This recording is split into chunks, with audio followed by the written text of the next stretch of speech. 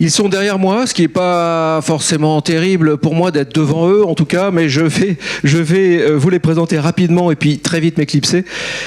Avec Véronique Angéleux-Fribert, vous accueillerez Karine Safa, philosophe, spécialiste de la Renaissance. Son dernier livre, Il vous le faut. Pourquoi la Renaissance peut sauver le monde, l'imagination comme chemin, aux éditions Plomb, paru en 2022. Et puis Roger Su, socio-économiste, professeur à l'université Paris-Descartes-Sorbonne. Son dernier livre, Il vous le faut également, aux éditions des Liens qui libèrent, paru en 2020, Le spectre totalitaire. Je vous rappelle que cette émission du Forum Changer d'air est proposée et préparée par Véronique Angéleux-Fribert, présidente et fondatrice du Forum Changer d'air. Et je serai complet en vous disant et en remerciant d'ores et déjà JD Carré pour tout le dispositif audiovisuel, interactif et diffusion live de ce Forum Changer d'air. Véronique, je te laisse la parole, je te laisse la main. Vous avez chacun un micro. C'est parti. À tout à l'heure. Bonjour à tous. Alors, merci beaucoup de nous recevoir dans le cadre d'ISEA. On est ravis. Et bon, Éloi vous a expliqué tout ce qui était très, très important de retenir. Merci au CUBE, évidemment, et de nous recevoir également, puisqu'ils sont co-organisateurs, coproducteurs. Alors, si vous nous retrouvez pour la première fois, je vous rappelle que Forum Changer d'air interroge et informe sur les grands défis de la modernité et des grandes mutations nées de la révolution numérique. Et à l'heure où l'absence de débat et la polémique entachent un peu la difficulté de se parler, on a décidé de créer un espace de débat empathique. Donc c'est un débat empathique que vous allez entendre aujourd'hui. Mais avant de lancer le débat, j'aimerais qu'on écoute le message de Joël de René, qui est le parrain du Forum Changer d'air, qui a tenu à nous délivrer un petit message sur la symbiose. C'est un de ses thèmes fétiches, sachant que le titre « Vers l'homme symbiotique, point d'interrogation » est un clin d'œil à son livre de 1995 qui s'appelait « L'homme symbiotique, regard vers le troisième millénaire » et c'était paru chez Au Seuil. Voilà, donc on va regarder le message maintenant.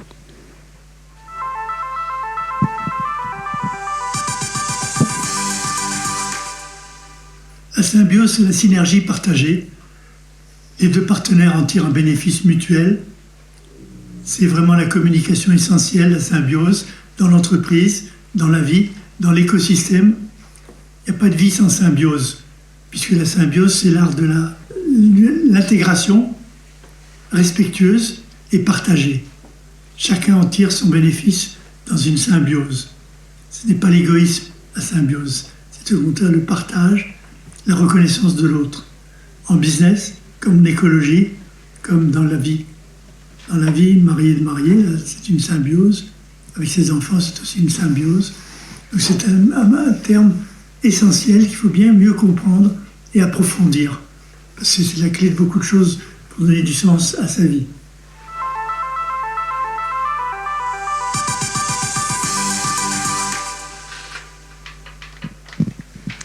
Donc nous nous retrouvons avec Karine Safa et Roger Su, que je ne représente pas, puisqu'elle vous a déjà présenté tout à l'heure. Alors, je vais lire quelques lignes du livre de Joël de René, qui est un peu une question aussi. Donc, que sera l'homme du futur? Ni créature bionique, ni surhomme, ni robot. Pour Joël de René, ce sera l'homme symbiotique, un être de chair et de sentiments, associé dans une étroite symbiose à un organisme planétaire qu'il contribue à faire naître. Un macro-organisme constitué par l'ensemble des hommes et de leurs machines, des nations et des grands réseaux de communication. Voilà, ça c'est extrait de l'homme symbiotique. Alors, j'aimerais savoir, selon vous, comment vous voyez l'évolution des relations symbiotiques avec la biosphère, notamment les nouvelles interactions avec les êtres vivants. Alors on a parlé des êtres autres qu'humains, animaux, végétaux, voire robots. Et puis, est-ce qu'on est en train vraiment d'assister à une vraie révolution dans ce domaine? Et compte tenu de ce qu'annonçait Joël de René, qui voyait plutôt un homme symbiotique, comment vous voyez-vous les choses en fait? Eh bien... Si l'homme symbiotique, si le projet de l'homme symbiotique peut nous aider à prendre un élan pour aller vers un nouvel humanisme, effectivement, il est à espérer. On y reviendra tout à l'heure. Mais moi, ce que j'aimerais préciser pour commencer, c'est qu'il fut une époque et cette époque, elle a duré des millénaires d'ailleurs, une époque où l'homme se percevait comme vivant en osmose en fait avec son milieu. Je fais allusion à la fameuse analogie entre le microcosme et le macrocosme qui a profondément structuré la pensée occidentale. Le microcosme, c'est l'homme qui est un petit monde, et le macrocosme, c'est le grand monde. Et pour les anciens, il y avait des correspondances très fortes entre les deux. L'homme et l'univers étaient unis par une synergie parfaite, surtout que notre corps est composé d'éléments provenant de l'univers. On a par exemple un Origène qui nous dit « Comprends que tu es un autre monde en petit, et qu'en toi, il y a un soleil, il y a une lune, il y a des étoiles ». Et ces intuitions philosophiques, elles vont d'ailleurs être confirmées dans une certaine mesure par la science. Et ces synergies, elles sont d'autant plus fortes qu'à l'époque, on croyait que le monde avait une âme. Il y a une âme du monde à travers laquelle toutes les créatures du monde vivant vont communier les unes avec les autres, elles vont raisonner les unes avec les autres. Et donc l'homme, en tant que microcosme, il est porteur de la nature. Il contient en lui l'univers tout entier. Et cette thématique, il faut bien le rappeler, elle a traversé la pensée occidentale depuis les philosophes grecs, et même avant, avec Pythagore, avec l'hermétisme, jusqu'à la Renaissance. C'était le principal outil pour penser le réel. Et là, on a la révolution copernicienne, avec l'héliocentrisme. On va petit à petit passer d'un modèle cosmologique à un autre. On va passer d'un monde clos à un univers infini. Autant dans un monde clos, il y a une proportion entre l'homme et le monde, autant dans un univers infini, l'homme n'est plus chez lui nulle part. Et l'analogie va perdre du terrain. L'analogie entre le microcosme et le macrocosme va perdre du terrain. Et je pense qu'aujourd'hui, en fait, pour répondre à notre crise écologique, pour répondre à cette attente exceptionnelle de sens qu'on trouve dans nos sociétés, pour répondre à toutes ces expériences de perte en monde que nous pouvons faire, je pense qu'il est vraiment essentiel de réinventer l'esprit de l'analogie entre le microcosme et le macrocosme. Pourquoi ? Parce qu'en perdant l'analogie, on perd l'équilibre, on perd l'harmonie, on perd la proportion. On perd la convenance entre l'homme et son milieu. Et ce qu'on appelle l'éco-anxiété aujourd'hui, pour moi, c'est un symptôme de cette perte. L'éco-anxiété, c'est l'homme qui est arraché à son milieu. Et moi, ce qui me frappe avec ce phénomène d'anxiété écologique, c'est qu'on vit une sorte de cosmologie inversée. On était passé d'un monde clos à un univers infini, et aujourd'hui, avec notre crise écologique, on a l'impression d'être enfermé dans notre monde, d'être menacé sans savoir où aller, sans échappatoire. Et tout ça, évidemment, participe à ce qu'on appelle le désenchantement du monde. Et je pense que pour réenchanter le monde, nous n'avons pas le choix. On va devoir retrouver cette symbiose entre l'homme et l'univers. On va devoir retrouver le sens de l'analogie entre le microcosme et le macrocosme. On va devoir retrouver la fonction de ce modèle de pensée qui a très longtemps assuré la cohésion du monde et qui peut nous aider à aller vers cet homme symbiotique dont parlait Joël de René. Donc voilà, je pense qu'il y a déjà un travail à rebours à faire, un travail de mémoire, pour se réapproprier ce que les anciens savaient déjà, dans leur sagesse profonde, c'est que l'homme n'est qu'un maillon dans la grande chaîne du vivant, et pas du tout cet individu solitaire, arrogant, surpuissant, qui peut soumettre, assujettir le monde vivant au gré de ses besoins. Très bien, alors Roger, je te laisse réagir aux propos de Karine, et puis également à la phrase de Joël de René, à notre thème. Oui, je me suis demandé... par rapport à l'homme symbiotique et en reprenant un peu cette histoire aussi, qu'est-ce que ça pouvait vouloir dire pour les sciences sociales, pour la société, pour l'humanisme en quelque sorte, enfin pour les relations sociales. Donc une lecture un peu sociologique, voilà, qui t'étonnera pas, enfin, c'est quand même mon métier. Et oui, et j'ai vu des correspondances. Alors, d'abord dans les âges, c'est vrai que sur la science, il y a l'âge du macroscope, au fond il y a un âge un peu métaphysique, voilà, les grandes puissances de l'univers qui dominent le tout. Et dans les relations sociales, ça correspond à un âge très particulier du lien social. Cet âge particulier du lien social, c'est l'âge de la communauté. C'est l'âge, alors on dirait aujourd'hui plutôt communautarisme, parce que communauté c'est un terme tellement vague que ça ne veut plus rien dire, mais c'est un âge dans lequel le tout l'emporte sur les parties, et au fond, où même sociologiquement la notion d'individu n'existe pas, donc on n'est qu'une partie du tout. Le deuxième âge que Joël d'ailleurs décrit aussi, c'est l'âge de l'avènement de la science. Alors on va un peu au-delà de la Renaissance, on passe aux Lumières, mais enfin bien entendu la Renaissance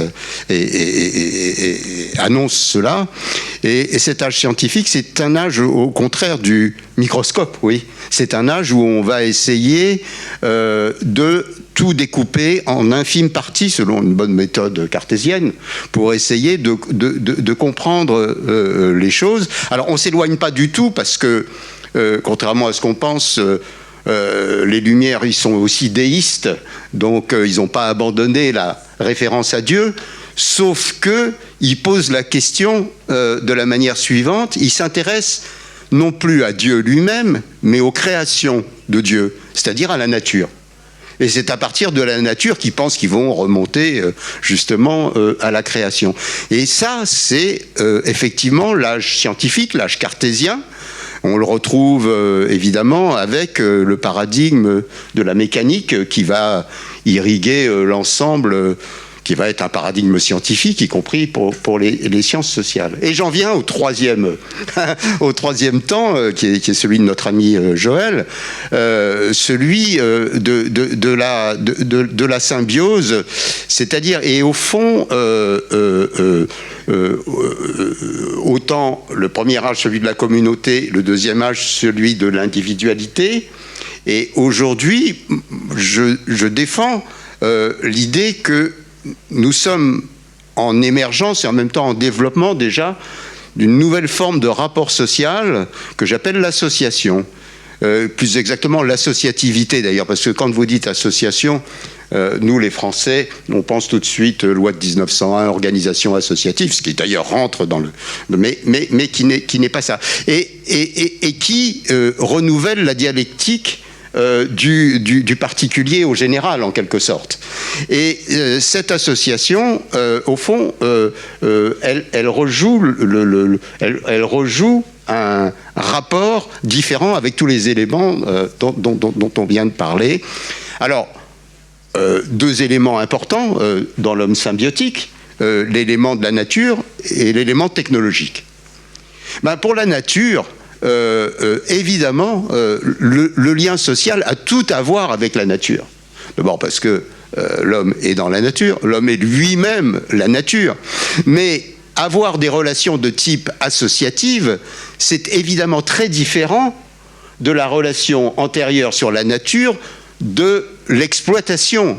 Souvenez-vous, la fameuse exploitation de l'homme par l'homme, hein, dans la terminologie marxiste, et au fond cette idée voilà, qu'il faut exploiter et que la nature est un tout à exploiter. Ça, c'est bien l'âge mécanique. Et évidemment, si on se situe dans une perspective associativiste, on est évidemment dans un nouveau rapport à la nature, et je crois que c'est cette transformation, au fond, anthropologique qui, alors évidemment, il y a les dégâts dans la nature, et puis aujourd'hui, évidemment, les catastrophes naturelles sont évidemment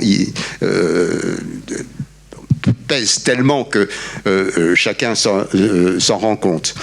Donc je crois qu'il y a un rapport avec l'association. Alors maintenant, la technologie elle-même, Joël l'envisageait comme étant l'extension du pouvoir humain, mais du pouvoir humaniste, au fond. Hein. C'est ça, il a une vision humaniste du prolongement technologique, et en particulier, évidemment, du numérique, avec ce qu'il a appelé le cerveau planétaire. Ça me va assez bien aussi, parce que moi, du point de vue sociologique, si je fais le rapport avec effectivement cette nouvelle période historique, cette nouvelle manière dont les gens aujourd'hui essayent de s'approprier le rapport à l'autre, moi je définis lien social comme le rapport à soi, parce qu'on a déjà d'abord un rapport dans la tête, hein, le rapport à soi, hein, c'est pas moi qui l'ai dit, bien avant, voilà. Le rapport à soi, le rapport à l'autre, le rapport aux autres, le rapport à la société et le rapport à l'environnement. C'est tout ça, le lien social. Donc vous voyez bien, quand ça bouge, tout bouge. Tout bouge. Et si je fais le rapport entre l'associativité et effectivement la technologie numérique, elle correspond tout à fait à ça. Parce que ce média, au fond, cette médiatisation du rapport social est une médiatisation complètement nouvelle, qui est au fond une représentation presque symbolique de l'association. Pas de haut, pas de bas, one-to-one, many-to-one, etc. On est dans un rapport. Alors, ça n'empêche pas que le vieux monde est aussi toujours présent dans le monde numérique, mais en quelque sorte, il y a un rapport, il y a une associativité qui peut se déployer, et peut se déployer à une nouvelle échelle avec, effectivement, le numérique. Ça, je m'arrête là, pour ne pas être trop long. Ça, disons, c'est la phase enchantée. C'est ce que j'appellerais la bonne nouvelle.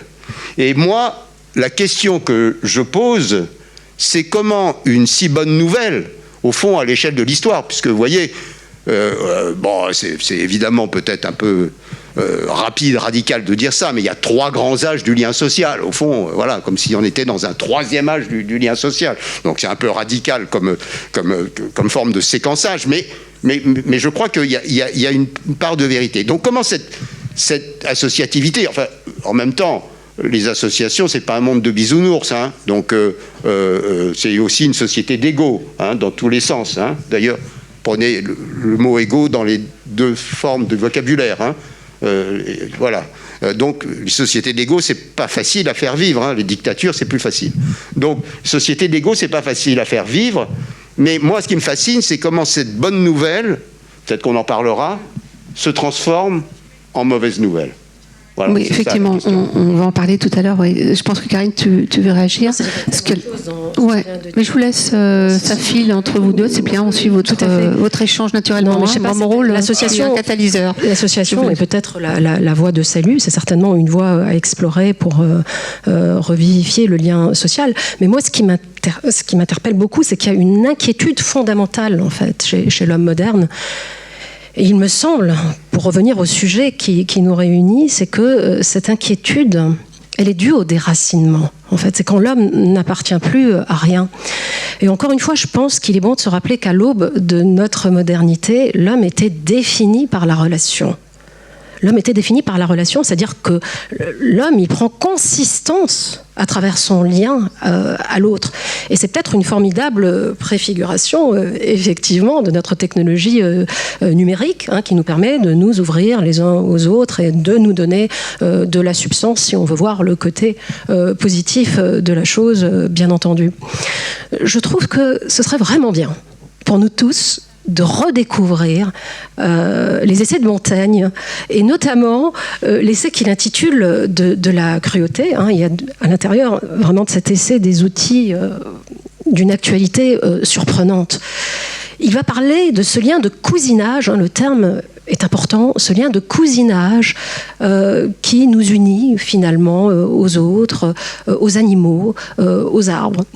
Et il donne des exemples très savoureux pour illustrer ce cousinage. Hein. Il va parler des Turcs qui ont des hôpitaux pour soigner leurs bêtes.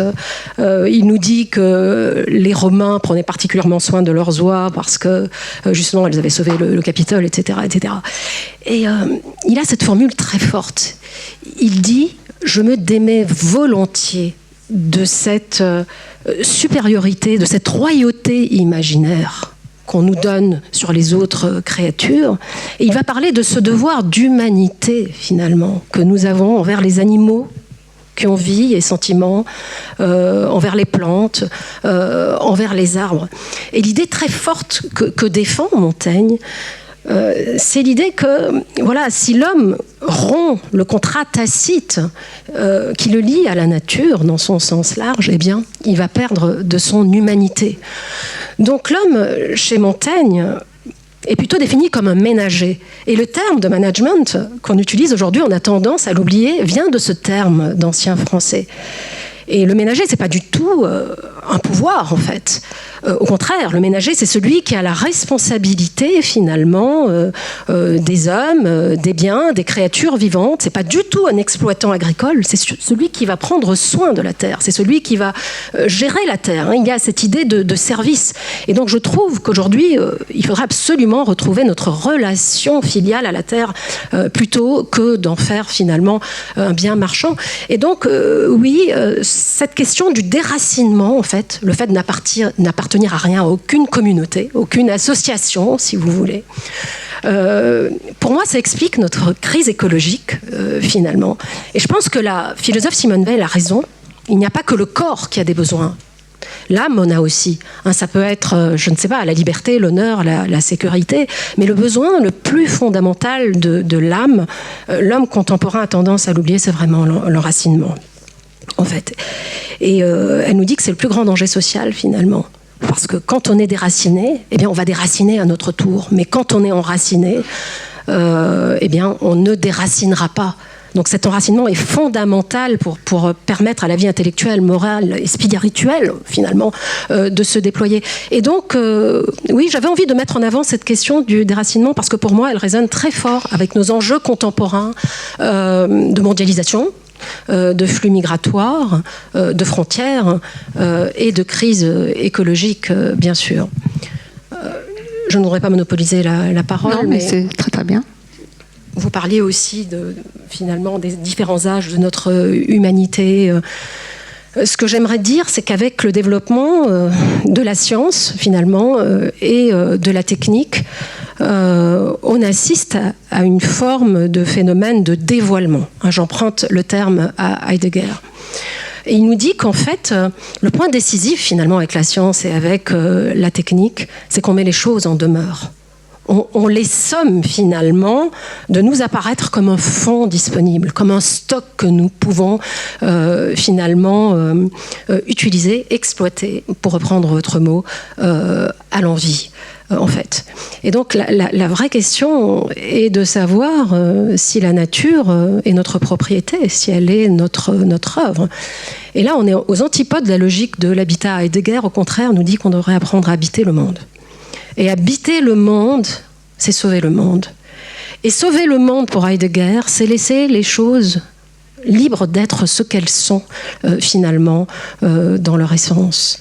Et là, je pense qu'il y a des choses vraiment essentielles à retrouver et à méditer pour nous aujourd'hui. Parce que, finalement, que fait la science et la technique aujourd'hui? Que font-elles? Elles compartimentent le réel, elles le segmentent, elles le mesurent, elles le quantifient. Et là, on peut considérer que d'une certaine façon, c'est un appauvrissement du réel, finalement. Et je pense qu'aujourd'hui, il faudrait absolument se laisser déborder par la richesse du réel, qui est infiniment plus que ce qu'on mesure, que ce qu'on quantifie. Et donc oui, peut-être quelque part renouer avec ce lien magique qui nous unit à la nature et qui contribue finalement à nous donner substance en tant qu'être humain. Et donc c'est peut-être ça le désenchantement du monde, c'est le fait que nous soyons déliés. Je ne pense pas que Roger me contredira sur ce point. C'est le fait que nous soyons déliés, c'est le fait que nous soyons déracinés finalement. Oui. Alors, oui, tout à fait. Moi, je trouve ça très intéressant, cette idée de revenir à notre humanité, puisque notre devoir et notre chance aussi d'être humain. Et donc, on a des responsabilités. Mais quand on imagine la symbiose souvent avec les végétaux, avec les animaux, bon, on se pose aussi la question de la symbiose dans quelques temps, peut-être avec les robots, puisqu'il y a des robots humanoïdes qui peuvent aussi être inventés, enfin qui sont déjà imaginés. Bon, on parlera sûrement de ChatGPT, de ce que ça implique aussi dans les relations entre les humains. On communique beaucoup. Alors on recherchait l'humanisme et puis on communique beaucoup par écran interposé. Donc la symbiose via écran interposé entre humains, par exemple, me semble moi un petit peu plus compliquée. Je ne sais pas ce que vous en pensez.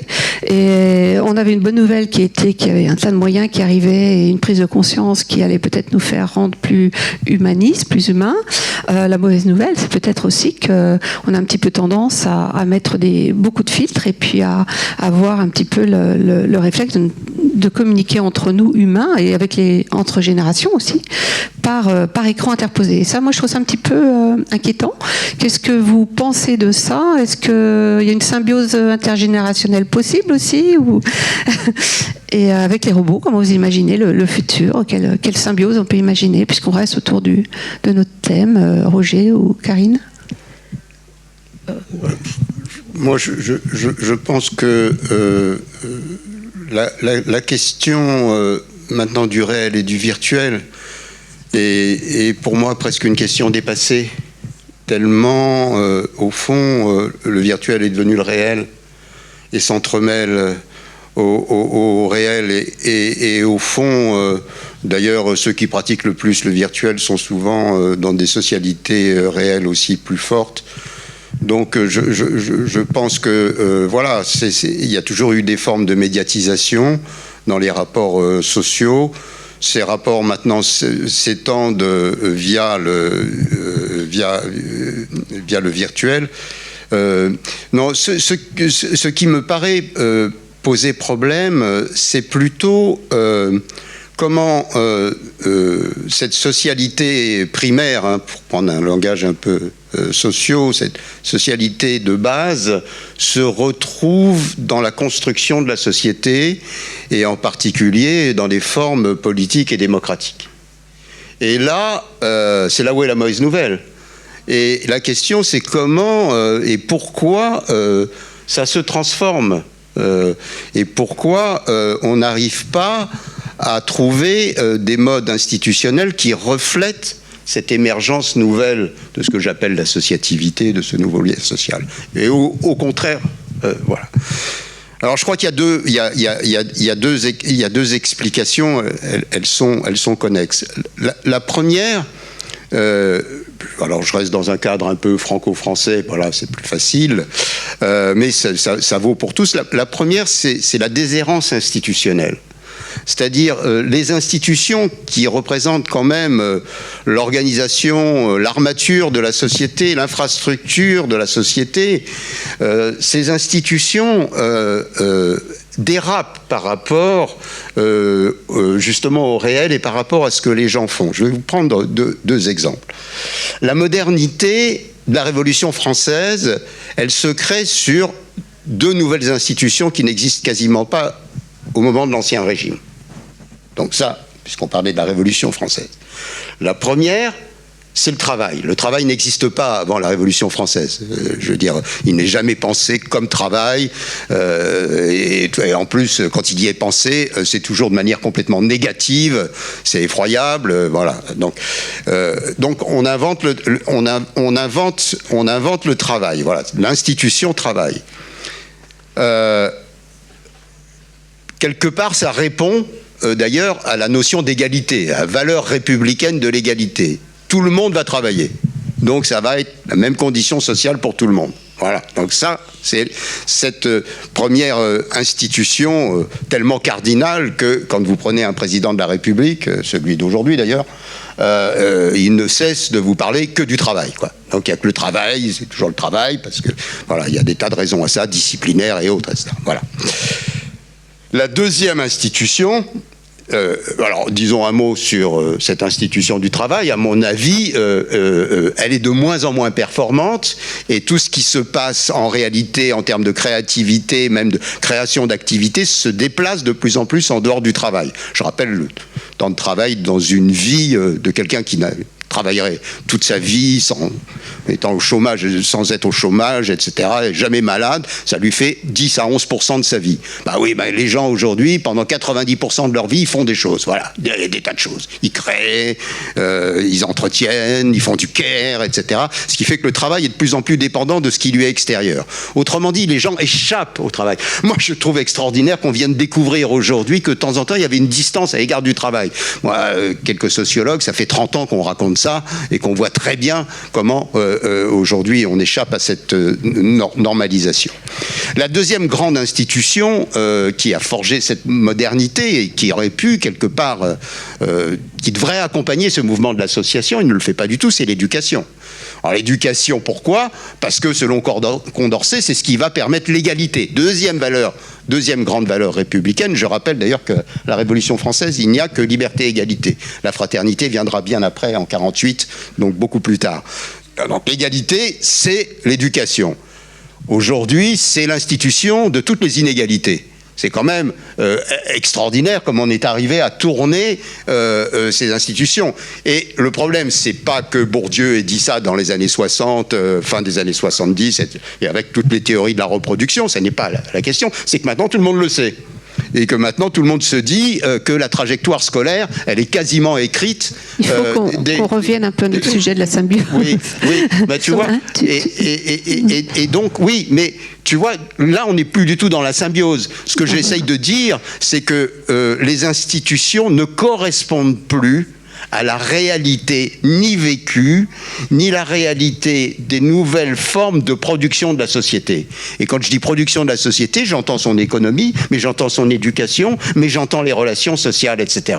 À partir de ce moment-là, si tu veux, la symbiose qui devrait se faire au plan politique, elle ne se fait pas.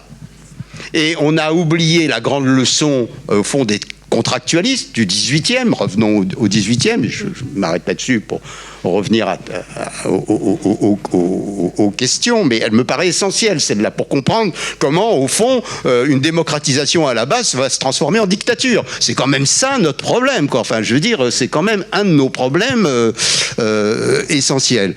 Et on a oublié la grande leçon du contrat social, qui est que le contrat social, c'est deux moments, c'est deux étages. Le premier étage, c'est celui de la société civile, c'est comment les gens font association, justement. Voilà, Rousseau dit on ne fera pas de contrat si les gens ne sont pas égaux. C'est un contrat de dupe. Karine a envie de répondre, je vais la laisser poursuivre. Et le deuxième étage, c'est comment on se gouverne. Voilà. Et bien, il faut que ça marche ensemble.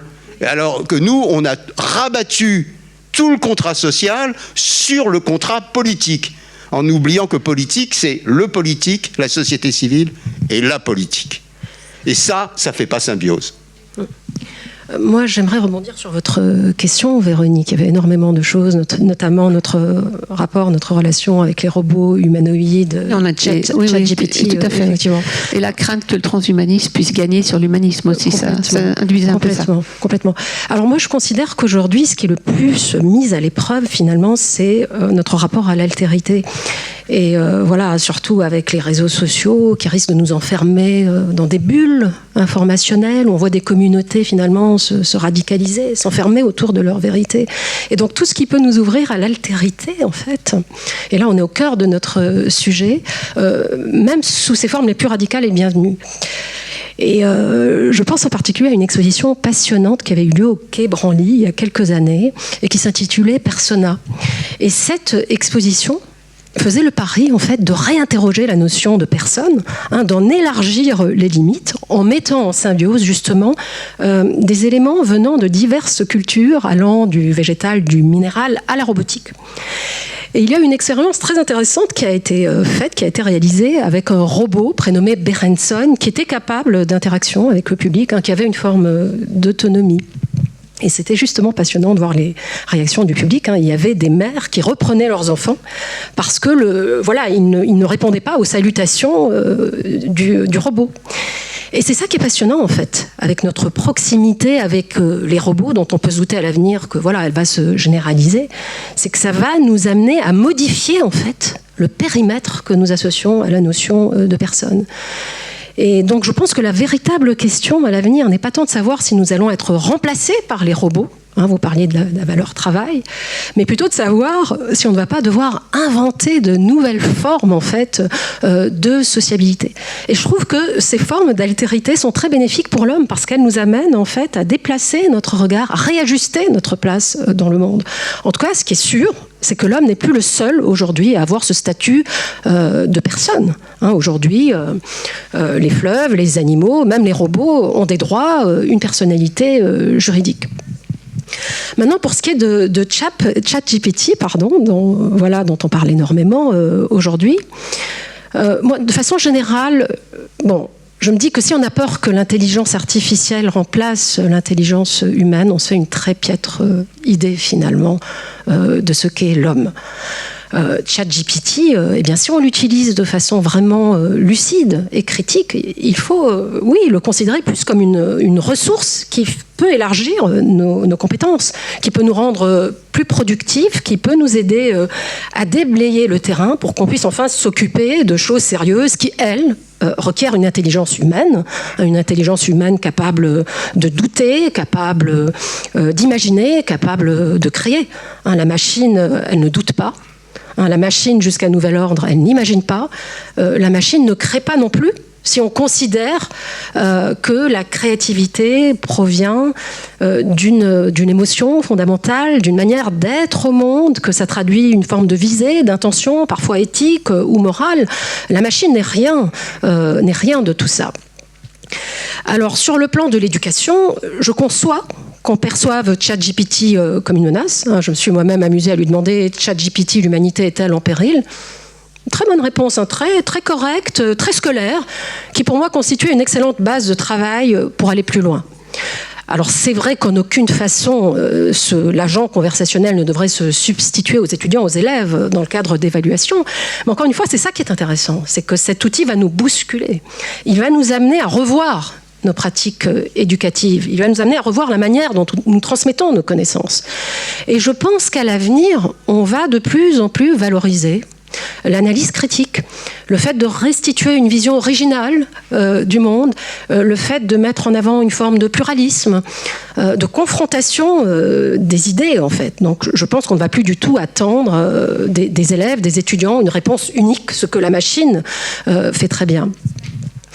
C'est Bachelard qui disait que vient un moment où l'esprit humain préfère ce qui le confirme dans son savoir plutôt que ce qui le contredit. C'est-à-dire, vient un moment où on préfère les réponses aux questions.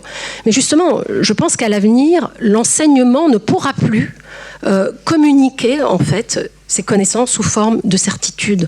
On va de plus en plus questionner les savoirs, on va de plus en plus mettre en avant la valeur salvatrice du doute, surtout que le principal danger d'outils comme ChatGPT, eh bien, c'est la fabrique de fausses informations, de la désinformation, qui porte des coups de butoir féroces à nos démocraties, à nos systèmes politiques. Vous voulez réagir, Roger, je crois, sur ChatGPT? Oui, enfin, je ne suis pas plus surpris par ChatGPT que les Lyonnais avaient été, ou les canuts lyonnais ont été épatés par les métiers de fil à tisser. Pensant qu'il n'y aurait plus jamais de travail, que ça leur supprimait leur profession, que le monde allait être complètement mécanisé, transformé. J'ai toujours, moi, plutôt le sentiment un peu à la Hölderlin que là où croit le péril, croit aussi ceux qui sauvent. Et que le meilleur remède contre ChatGPT, c'est probablement ChatGPT lui-même, d'une certaine façon, et la distance. Et ça me rappelait quelque chose dont on avait parlé, Véronique, il n'y a pas longtemps, sur quand il y avait eu la création d'Internet. Évidemment, tous les universitaires français, moi le premier, on dit attention, pas de portable, pas d'ordinateur pendant les examens, surtout pas, etc. Ça fausse tout, etc. Et puis, j'avais des collègues danois, et puis moi j'avais vécu longtemps au Danemark, donc je connaissais un peu leur culture, qui ont dit au contraire, mais ils sont idiots. Il faut autoriser. Au contraire, il faut qu'Internet soit sur les tables scolaires. Il faut qu'Internet soit dans les examens. C'est absolument nécessaire parce que c'est avec ça que les étudiants auront évidemment à travailler, etc. Je crois même que du point de vue de l'éducation, c'est vrai que ça va tout changer au sens où on ne va plus être dans une éducation en stock, mais une éducation en flux. L'éducation en stock, c'était, il faut accumuler des savoirs et être capable de restituer un peu comme un perroquet, voilà, qui a bien appris sa leçon, comme on disait, avec la mémoire comme étant une forme prioritaire de l'éducation. Et aujourd'hui, non, les mémoires, elles sont au fond externalisées en quelque sorte, et il va falloir au contraire, et là je vous rejoins, c'est-à-dire il va falloir au contraire essayer de trouver dans l'originalité individuelle et dans les parcours individuels quelque chose qui est nouveau, qui va être de l'ordre de la manière dont on va pouvoir se servir des connaissances, mais à partir d'une vision créative et originale. Quand on parle aujourd'hui des compétences et qu'on dit aujourd'hui les compétences, c'est les compétences, comment ils disent ça, soft skills ou les compétences transversales, c'est au fond ça qu'on dit.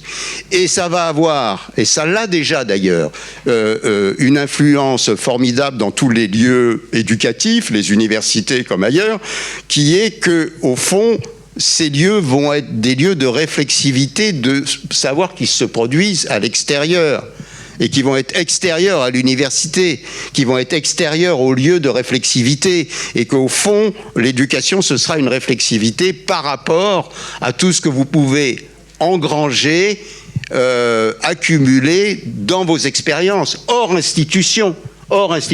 L'institution sera là pour essayer de valider quelque chose qui sera de l'ordre de la cohésion politique, de la cohésion sociale, mais ce n'est plus là que les choses véritablement se font. Ce qui n'est évidemment pas évident.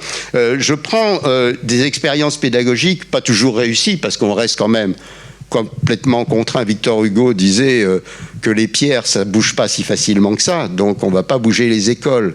Donc vous avez un dispositif scolaire, il va rester dispositif scolaire. Donc c'est pas très facile de renouveler l'éducation à travers des grands monuments comme les universités ou comme les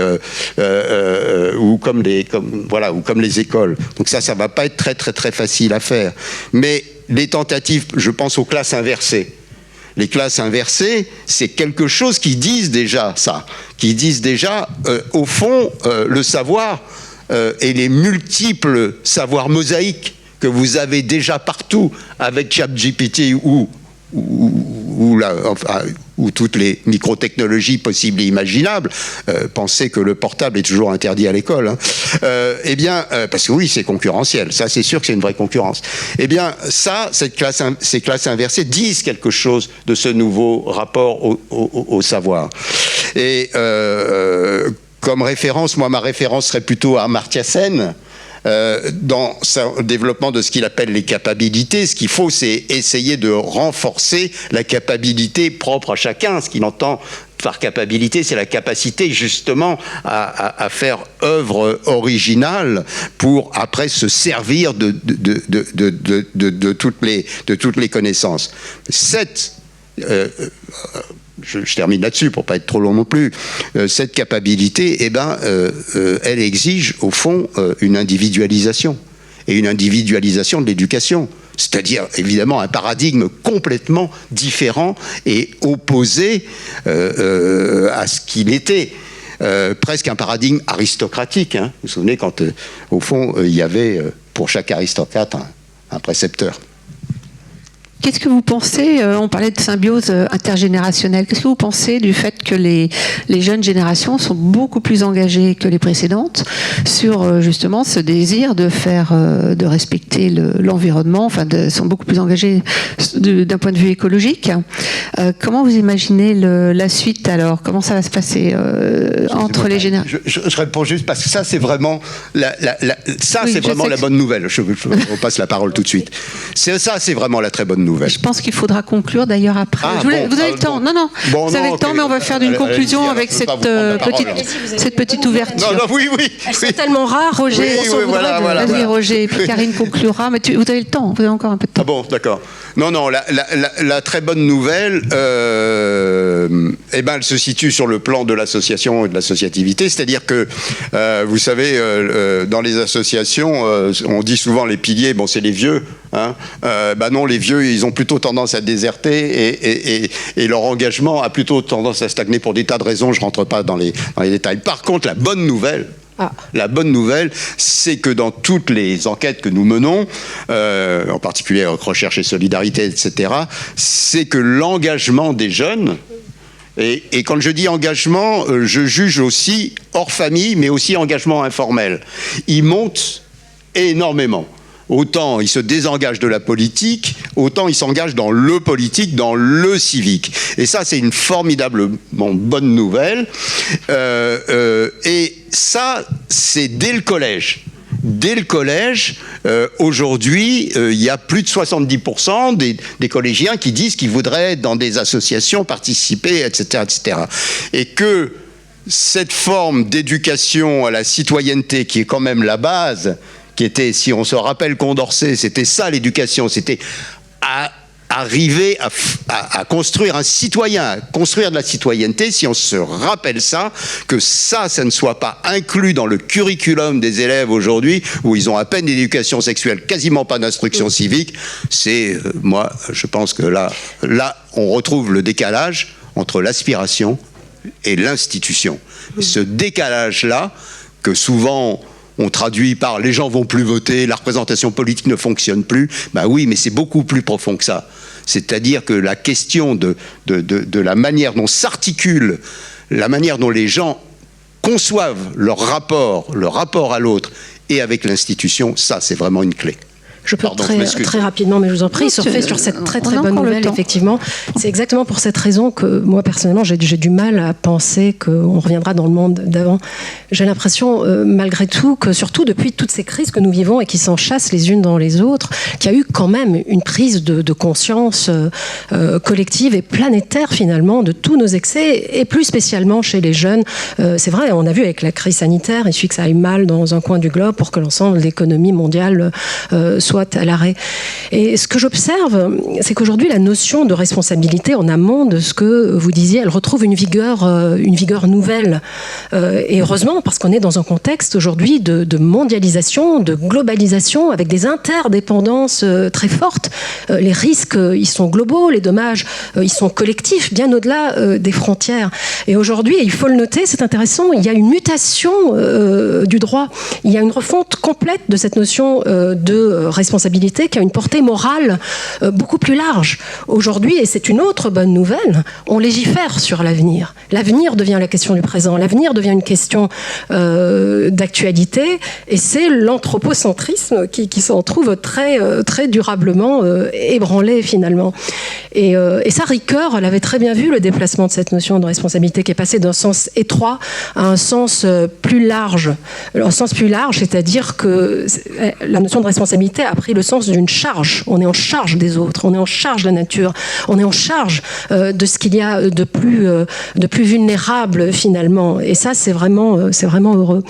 Pour moi, qui vient de l'univers de la Renaissance, j'aimerais quand même le préciser très très vite, cette notion de responsabilité sans faute, elle vient quand même de là. Notamment chez un auteur comme Pic de la Mirandole, le grand humaniste florentin du XVIe siècle. Dans son livre de la dignité humaine, il nous dit que si Dieu a ressenti le besoin de créer l'homme, en fait, il aurait très bien pu se passer de nous. Mais s'il a quand même ressenti le besoin de créer l'homme, c'est parce que l'homme est l'enchanteur du monde. Parce que l'homme est celui qui lui donne tout son sens. Ce qui est une très belle manière de nous rappeler la responsabilité de l'homme au monde, alors que nous traversons une crise écologique majeure. Et donc, l'humanisme, je le dis en passant, c'est ça. C'est pas la glorification béate de l'homme, c'est une manière d'habiter le monde finalement. Et il faut bien voir que l'homme est vu à l'époque comme le nœud de la création, comme le carrefour de toutes les espèces. Et aujourd'hui, on a vraiment tout intérêt à retrouver cette sobriété salutaire, cette retenue de la puissance que nous trouvons à l'époque. Mais nous sommes sur la bonne voie.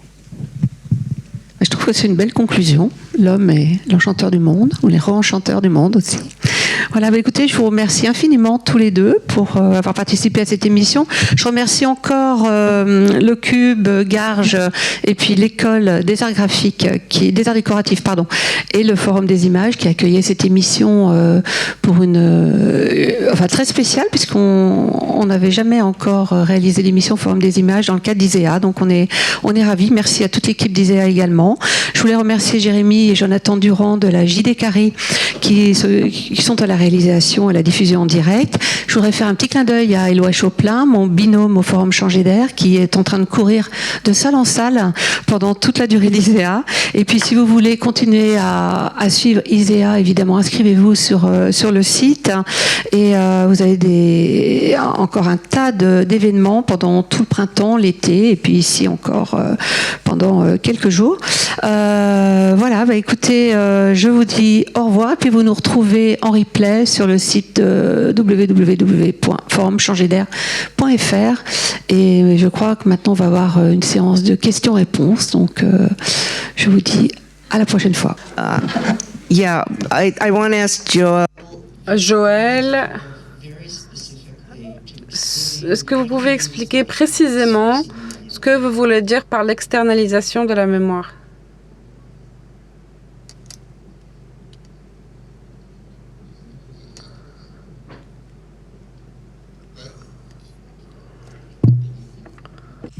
Sur la mémoire? Oui, oui. Il y a eu une... I answer in French, all right? Il y a une tradition dans les modèles d'éducation qui nous vient des Grecs. Et ce modèle a été façonné sur l'idée que il faut se souvenir de ce que l'on a vécu dans un autre monde antérieur où il y avait la vérité. Et donc, du coup, cette mémoire un peu platonicienne, enfin, ou socratique, comme on veut, a forgé l'idée que c'était une qualité essentielle de la transmission et de l'éducation. Aujourd'hui, la somme des savoirs est tellement... D'abord, on a rompu avec cette métaphysique de l'idée qu'il y avait une vérité ailleurs, purement externe à nous. Et surtout, l'accumulation des savoirs aujourd'hui, d'ailleurs ChatGPT en est un bon exemple, puisqu'il a des milliards et des milliards de données, c'est là où il est d'ailleurs surpasse l'humain en quelque sorte, c'est dans la mémoire. Donc la mémoire n'est plus le propre de l'homme et n'est plus, sûrement pas, en tout cas, la faculté essentielle dans l'éducation. Mais elle est plutôt la manière dont on va pouvoir se servir de ce que j'ai appelé ce stock de mémoire pour en faire un flux d'avenir à partir effectivement de visions qui sont des visions démocratiques, qui sont des visions d'ensemble, qui sont des visions personnelles. Voilà. C'est pour ça que j'ai parlé de, comme vous l'avez dit, de outsourcing memories.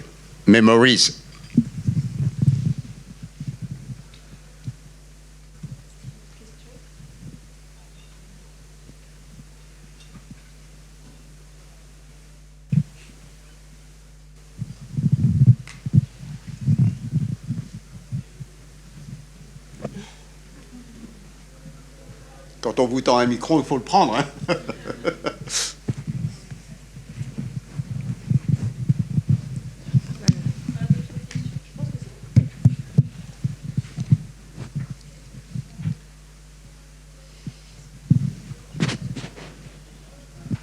Est-ce que tout le monde est complètement d'accord avec tout ce qu'on a dit? C'est ça que ça veut dire?